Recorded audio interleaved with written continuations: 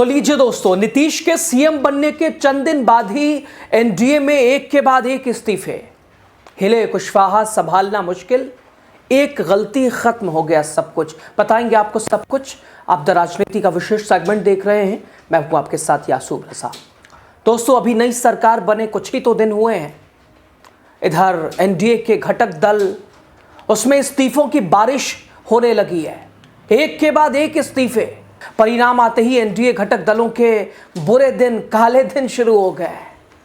और अभी तो तरोताजी सरकार है। एनडीए ने ऊर्जा के साथ ऐतिहासिक जीत दर्ज की है, लेकिन अब वो तमाम चीज़ें निकल कर सामने आ रही हैं जो चुनाव के बीच हुआ, चुनाव के दौरान हुआ, चुनाव के बाद, परिणाम के बाद, सरकार बनने के बाद हुआ है।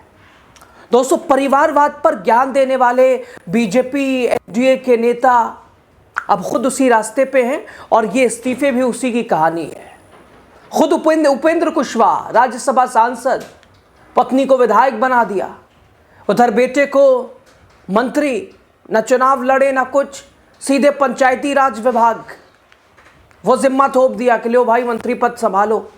बिना कोई चुनाव लड़े, बिना कोई मेहनत किए, बिना कोई संघर्ष किए, सीधे मंत्री की कुर्सी। और अब मिलने लगा है घर से ही जवाब। पार्टी में ही तूफान मच गया है, इस्तीफों का दौर है, एक के बाद एक इस्तीफे हैं। हिल गए होंगे उपेंद्र कुशवाहा, समझ नहीं आ रहा होगा हुआ क्या, कैसे कंट्रोल होगा।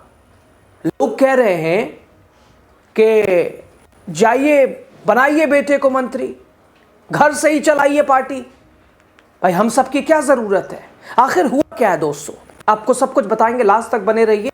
अभी नई सरकार बने महज कुछ दिन हुआ है, एक हफ्ते से भी कम समय, लेकिन कुशवाहा के किले में इस्तीफों का भूचाल आ गया है। एनडीए के प्रमुख दल आरएलएम छोटी पार्टी थी, लगातार टिकट को लेकर विवाद हुआ।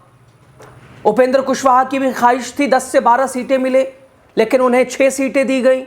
लेकिन एक डील की गई, भारतीय जनता पार्टी ने उन्होंने डील की कि साहब एक मेरे बेटे के लिए जगह रखना, चुनाव नहीं लड़ा है लेकिन विधान परिषद भेज देना। और इसी डील के आधार पे उपेंद्र कुशवाहा माने, और वैसे ही कुछ अभी तक उनके हिसाब से उन्होंने अच्छे राजनीतिज्ञ होने का और अच्छे पिता होने का भी फर्ज निभा दिया है।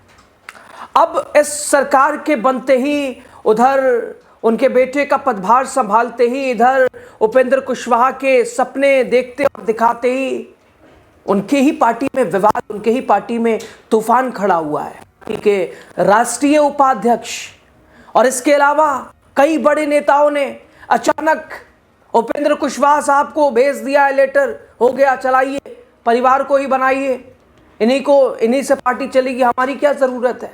सब ने लेटर लिख के भेज दिया है।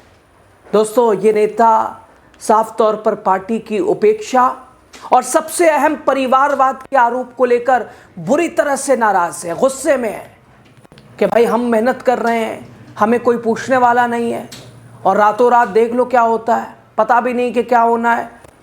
एक तरफ कुशवाहा जी हैं जो खुद एनडीए की कृपा से एमपी बने, उनकी पत्नी विधायक है, और अभी उनके बेटे बिना चुनाव मंत्री बन गए, बड़ी सौगात मिल गई।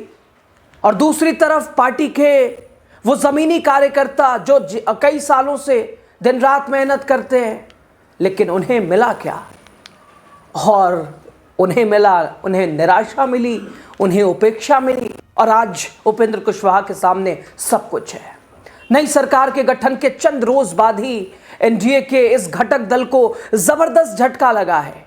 जिस आरएलएम को उपेंद्र कुशवाहा ने जोर शोर से खड़ा किया, नीतीश से विवाद किया, नए दल की शुरुआत की, उसी के राष्ट्रीय उपाध्यक्ष जितेंद्र नाथ ने यह कह के इस्तीफा दे दिया कि पार्टी में उपेक्षा है, हम लोगों की अनदेखी है।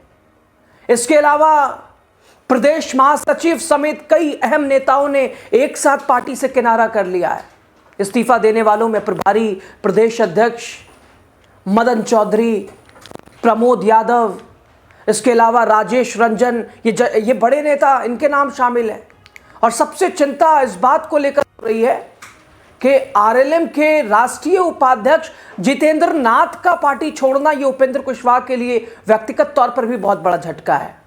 उपेंद्र कुशवाहा, हालांकि अभी उनकी हालत ये होगी, रूठों को मनाना है, ज़रा देर लगेगी, लेकिन ये रूठ मानने वाले नहीं हैं। इन रूठों को इनका अपमान हुआ है, उपेक्षा का आरोप लगा। दोस्तों, जिन्होंने अपनी नाराजगी जाहिर करते हुए सीधा उपेंद्र कुशवाहा को अपना त्यागपत्र भेज दिया है। लेकिन सवाल दोस्तों ये है कि आखिर इन इस्तीफों के पीछे की वजह क्या है? अचानक क्यों उपेंद्र कुशवाहा के पार्टी के बड़े बड़े पदाधिकारी, नेता, उपाध्यक्ष, राष्ट्रीय उपाध्यक्ष वो पार्टी छोड़ रहे हैं? क्या ये महज बिहार विधानसभा चुनाव में उपेक्षा का मामला है जैसा कि नेताओं ने, या इनकी जड़ कहीं और गहरी है? असल विवाद की जड़ क्या वो परिवारवाद है जो लगातार कई दिनों से सुर्खियों में मीडिया से लेके लोगों के बीच चर्चा का विषय बना हुआ है? दरअसल ये पूरा विवाद परिवारवाद के उस मुद्दे पर केंद्रित है दोस्तों, जिस पर आरएलएम के मुखिया उपेंद्र कुशवाहा खुद अक्सर बड़ी बड़ी बातें करते रहे हैं और अपने आप को भी एनडीए की कृपा से राज्यसभा सांसद बनाए हुए हैं, पत्नी को विधायक बनाए हुए हैं, बेटे दीपक प्रकाश को मंत्री बनाए हुए हैं, बिना किसी जमीनी मेहनत के पंचायती राज विभाग। दोस्तों, बेटे को मंत्री बनाए जाने के बाद पार्टी में असंतोष की जो लहर उठी, जो तूफान उठा, उसने अब इस्तीफों का रूप ले लिया है। अनदेखी, यानी जो पार्टी के धरातल पे काम करने वाले नेता हैं वो उन्होंने निराशा जाहिर की है। पार्टी के पुराने समर्पित कार्यकर्ताओं को ये फैसला नागवार गुजरा है। उनका कहना है कि जो नेता सालों से पार्टी के लिए संघर्ष कर रहा है, उनकी जगह एक ऐसा चेहरा, वो भी सत्ता के शीर्ष पर, ये कहीं से भी मान्य नहीं है। जिसका अनुभव शून्य है उसे मंत्री पद और हम सब का क्या। और इधर उपेंद्र कुशवाहा भी इस दौरान सामने आए थे। बेटे दीपक प्रकाश को लेकर विवाद के बीच उपेंद्र कुशवाहा ने एक पोस्ट किया, अपने पुराने साथी नीतीश कुमार का जिक्र किया। पोस्ट में उन्होंने नीतीश कुमार को बड़ा भाई बताते हुए उनकी कही बात दोहराई और कुशवाहा ने लिखा, कभी कभी बड़ों के द्वारा कही गई बातों को याद करना चाहिए। आज ना जाने क्यों बड़े भाई श्री नीतीश कुमार जी की एक पुरानी बात याद आ गई है, सोचा आपसे भी शेयर करूं। कभी नीतीश जी ने कहा था कि खाना खाते वक्त मक्खियां भनभनाएंगी, चिंता मत कीजिए, बाएं हाथ से भगाते रहिए, दाहिने हाथ से खाते रहिए। तो अब नीतीश जी की बात तो आपको काम आ गई, लेकिन यहाँ नीतीश जी थोड़ी ना आएंगे, नीतीश जी अपने बेटे को थोड़ी ना लाए हैं। और हालांकि वो ला भी दे तो उन पर बहुत ज़्यादा सवाल नहीं उठेगा, क्योंकि बहुत सारे लोगों का खुद कहना है कि नीतीश जी को तो बेटे को ला देना चाहिए। लेकिन यहाँ की कहानी दूसरी है दोस्तों। इस्तीफा देने वाले नेताओं की नाराजगी साफ है।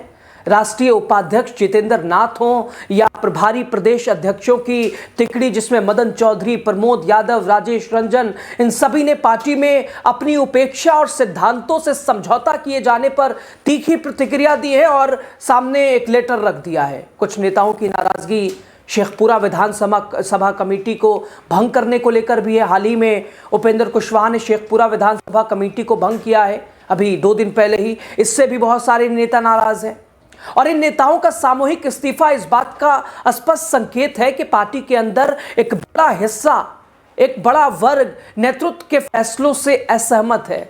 वो वाकिफ नहीं है, ख्याल अलग है, विचारधाराएं अलग हैं।